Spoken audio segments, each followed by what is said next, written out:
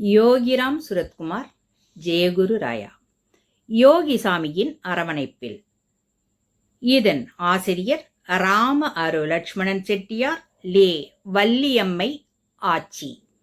இதில் நாம் இன்று பார்க்க இருக்கும் தலைப்பு கூத்தாடி சாமி. திருவண்ணாமலையில் பகவான் இருந்தபோது நிறைய பக்தர்களுக்கு அருள் செய்திருக்கிறார். அப்படி பகவானின் அருள் கிடைத்த பக்தர்களில் ஒருவர் கூத்தாடி சாமி. கூத்தாடி சாமிக்கு கண்ணும் தெரியாது, காதும் கேட்காது. ஆனால் அத்தனை ஞானம்.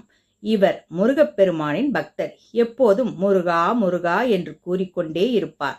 இவருக்கு கண் தெரியவில்லை என்றாலும் சுற்றி இருக்கும் இடத்தின் தன்மை எப்படிப்பட்டது, ஒருவர் அவரிடம் ஆசி வாங்கினால் அவர் எப்படிப்பட்டவர் என்று எல்லா விபரமும் அவருக்கு தெரியும்.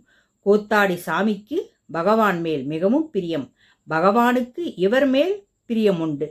கூத்தாடி சாமி அதிதி ஆசிரமத்தில் இருந்தார். பகவானை அவர் தரிசிக்க வேண்டுமென்று நினைத்துவிட்டால் பகவான் ஆசிரமத்திற்கு வருவதற்கு முன்பே அவர் கார் வரும் வழியில் அதிதி ஆசிரமத்தின் வாசலில் நாற்காலியை போட்டு உட்கார்ந்து விடுவார். அவர் உட்கார்ந்திருப்பதைக் கண்டால் பகவான் காரை நிறுத்தச் சொல்லிவிட்டு கூத்தாடி சாமியிடம் பேசிவிட்டுத்தான் ஆசிரமத்திற்கு வருவார். ஒருமுறை பகவான் கூத்தாடி சாமியிடம் பேசிவிட்டு ஆசிரமத்திற்கு வந்தார்கள். நாங்கள் பஜனை செய்யும் இடத்தில் அமர்ந்திருந்தோம். ஆனால் பகவான் நடந்து கொண்டே இருந்தார்.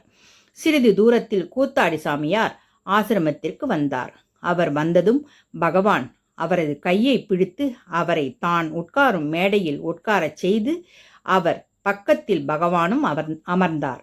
அப்போது கூத்தாடி சுவாமிகள் பகவான் பக்கம் திரும்பி, சாமி, இங்கே ஆணவம் தலைவிரிச்சு ஆடுது சாமி என்று சற்று கோபமாக கூறினார்.